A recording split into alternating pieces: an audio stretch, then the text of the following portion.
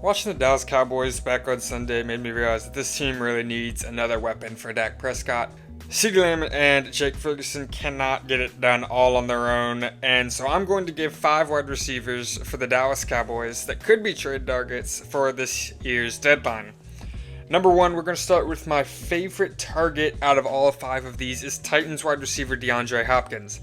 Hopkins has been getting linked to Dallas for years now, and he is in the last year of his 2-year, $26 million contract with the Tennessee Titans.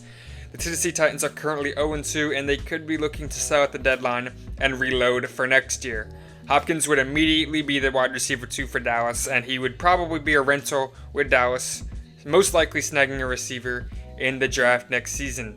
Hopkins obviously isn't the elite wide receiver 1 he used to be, but he doesn't need to be anymore with CeeDee Lamb on the team. He could be the alpha wide receiver 2, and it would really change this team and make them one of the better wide receiver cores in the league. To get DeAndre Hopkins to Dallas, I think it would take a 2025 4th round pick and a 2026 6th round pick swap. For the Titans, they get to reload next year, and Dallas fills a much needed hole.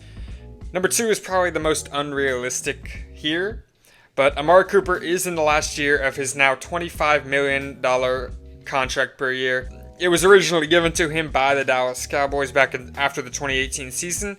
Cooper could make his return to Dallas around the midseason mark like he did in 2018 if the Browns continue to struggle with Deshaun Watson. However, with the rumors of how things ended with Amari Cooper in Dallas, even though they probably weren't true, I doubt this trade happens, but one can definitely dream. You could decide to give Cooper another contract after this one expires as you do have the money. Amari Cooper is still an exceptional wide receiver in this league with an elite route tree, and he would complement CeeDee even better now than he did before.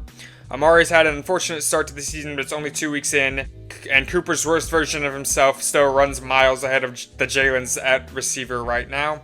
Amari Cooper is by far the best option out of these 5. It's almost like we should have paid him instead of the receiver that had just tore his ACL. For this trade idea, I think a 3rd round pick gets it done for Dallas as they bring Amari Cooper back to the organization. Number 3 is not a trade idea, but a free agent signing. Michael Thomas is currently a free agent and has very limited stats in these last 2 seasons as he hasn't been able to stay on the field since that record-breaking 2019 season. However, I think it would be a signature Dallas move to pick up somebody with a big name like Michael Thomas. They did the same thing with guys like Linval Joseph and Dalvin Cook back in August. I think if Michael Thomas shows that he still has talent, then that's cool. But at this point in his career, I don't think he is anything more than an average wide receiver 3. Would he be a game changer? No. But for me, I think he would be a step above Jalen Brooks and Jalen Tolbert. I think a 1-year, $700,000 contract with incentives that could earn him another $600,000 could get it done.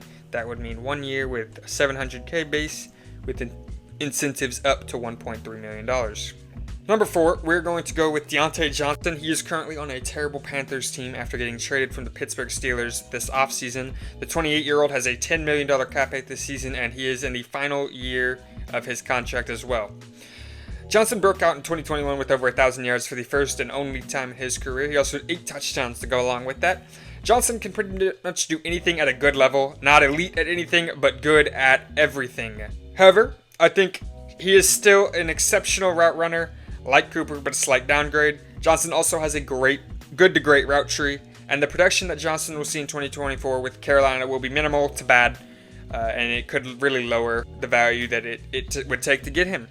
Johnson would be fighting with Cooks for that wide receiver 2 spot, and would take a lot of the pressure off of Lamb and Ferguson, which is ultimately the goal of this trade idea.